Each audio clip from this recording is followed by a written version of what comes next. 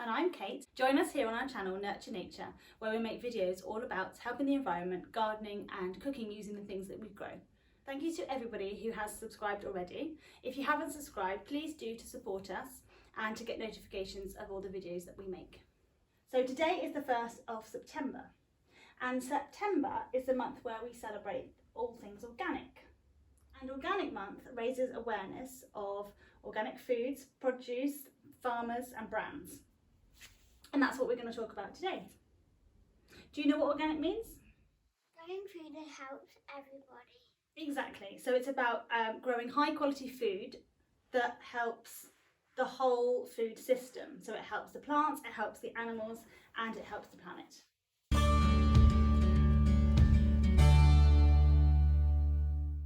I thought I would learn a little bit more about organic food and have a go at buying some, trying them out, and looking at the cost differences between organic and non-organic.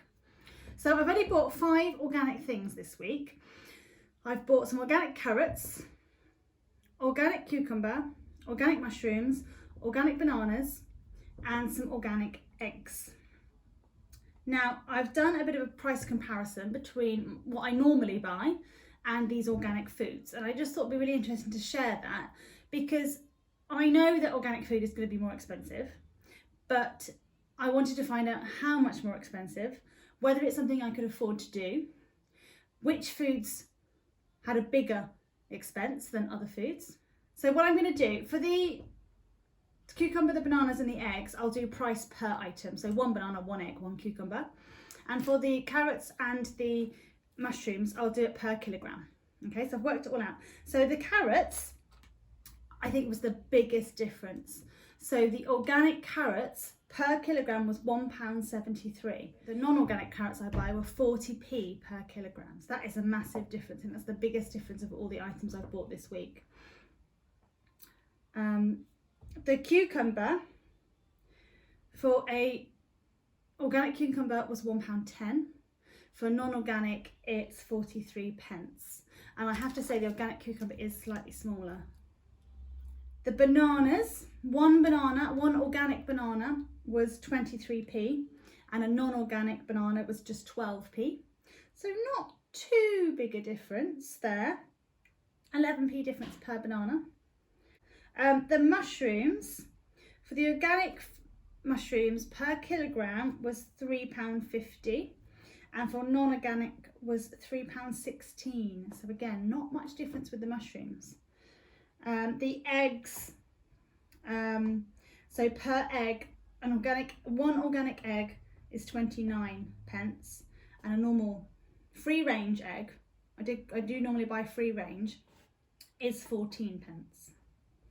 So as expected, the organic food is more expensive. So this month I will buy some organic fruit and vegetables, and hopefully over the next month we will look into more affordable ways of buying organically. So some of those foods that you saw in that clip there were actually on offer, which did make it a little bit cheaper. Now, for the price comparison, I compared everything at full price just to make it fair, but it is worth looking at the offers of organic foods. So the cost of organic food is obviously a negative.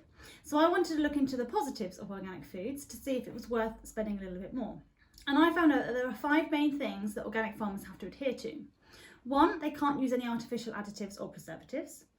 2, they can't use pesticides, although there are 20 pesticides that they can use because they are made from organic ingredients. 3, they have to have really high animal welfare standards.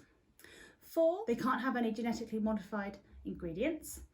And 5, the way they farm has to be sustainable.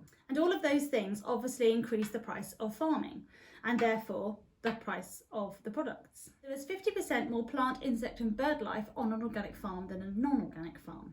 And there are 30% more different species of wildlife on organic farms than non-organic farms. All those reasons mean that it is better for the planet, it respects nature, and it helps our soils, our water and our air.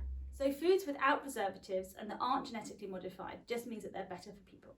So there was actually a research study that took place that found that in organic carrots there was 12% more iron, 69% more magnesium and 13% more phosphorus. So as it's organic week, I thought we would make something using some of the vegetables that we've got in the garden. Now our tomato plants haven't done very well, but we have got a few, so I thought I'd make a tomato tart. You gonna make a tomato tart, George? So to make this nice and quick and easy, I'm actually going to use puff pastry. So I've got some ready-made puff pastry and I'm going to roll that out to the size of my baking tray. So I've rolled it out, I've put it on baking paper, and a handy tip is just to score around the outside so that when it's cooked, when it puffs up, it doesn't all the filling doesn't all fall off. And this bit will puff up, but anything on it won't puff up quite as much, so it will keep all the filling on your pastry. So what I'm going to do is I'm just going to fry some onions and some garlic. So I'm going to chop my onion. Help me, George.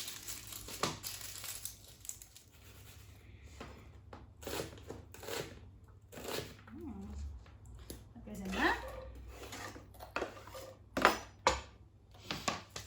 Let's do some garlic. Put that in there as well.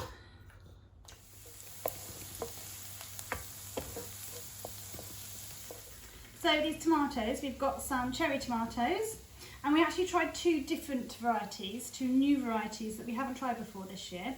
We tried Heinz tomatoes and we tried super sauce tomatoes, hoping to make some of our own tomato sauce, which we normally do every year. But these new varieties, we just haven't managed to grow that many. Lots of them are split or got rotten bottoms. So we've got a few. Do you want one? You've got to take the stalks off, George. Want to try one? So we've got a few of them and we've got lots of cherry tomatoes. So we're just going to use what we've got and put them all together on the tart.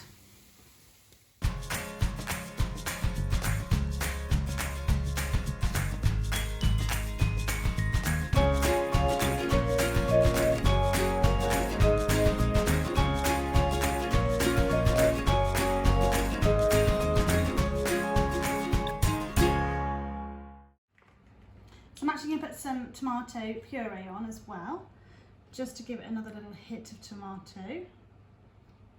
So we're just going to put on the onions and the garlic and spread them about.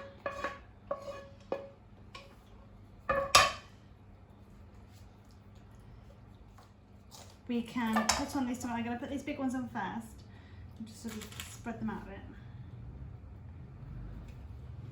I think these little ones were the super sauce, because they seem very juicy, and the big ones were the Heinz tomatoes. And then, hang on, George. And then we can just scatter on these little ones. Delicious, George.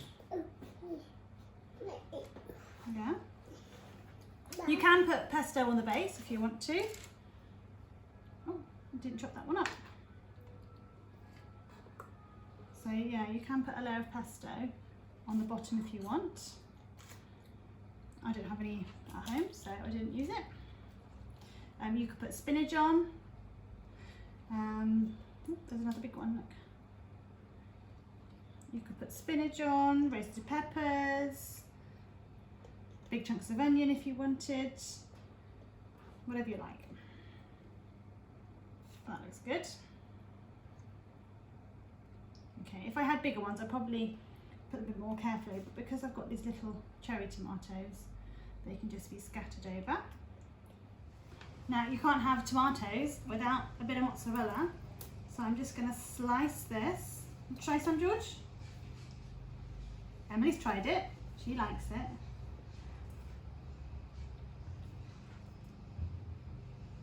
With the breadstick. I'm not sure mozzarella with breadstick is the best way to go, George. Oh, lovely.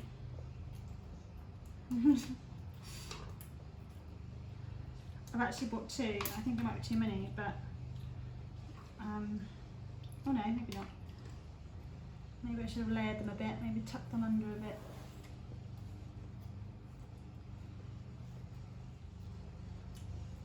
Little bits. Put that in the oven now to cook and to let the cheese melts, and then we'll put some balsamic vinegar on and some basil. So it is uncooked. So I've just put some basil leaves on, and that is our tomato tart with organic tomatoes from the garden. So we hope you enjoyed learning a bit about organic foods today. Because it's organic month, next week we will be looking at organic eggs versus free range eggs and the difference between them. And we might also have another recipe for you using some of our produce from the garden. See you next week. See you next week.